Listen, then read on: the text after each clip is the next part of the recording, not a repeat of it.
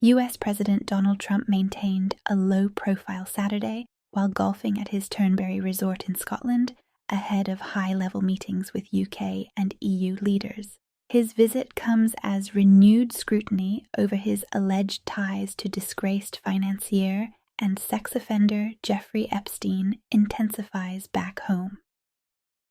Purpose of the visit. Trump arrived in Scotland on Friday, July 25th for a partly private, partly diplomatic visit. He's expected to hold informal talks with UK Prime Minister Keir Starmer, Scottish First Minister John Swinney, and European Commission President Ursula von der Leyen. Trump is also set to open a new golf course in Aberdeenshire, named after his mother Mary Ann MacLeod. Epstein scandal casts shadow. While Trump insists he has nothing to do with Epstein's crimes, questions persist over his past social and business interactions with him. Speaking briefly to the press upon arrival, Trump downplayed the controversy, calling it not a strong issue and urging the media to focus instead on what he described as the greatest 6 months of a presidency.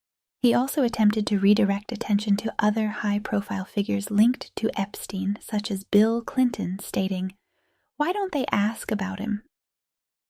Quiet day on the course.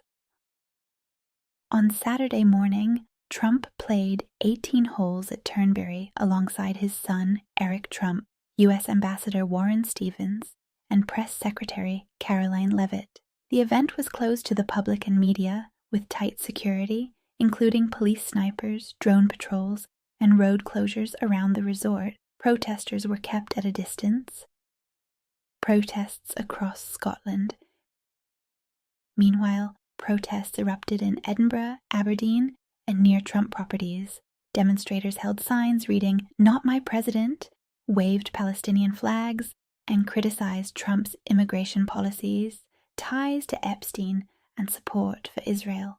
The Stop Trump Coalition and other activist groups organized the demonstrations, which also targeted the Scottish government for subsidizing security and local services during Trump's private trip. Some activists referred to Trump's arrival as a black mark on Scotland. Financial and political criticism.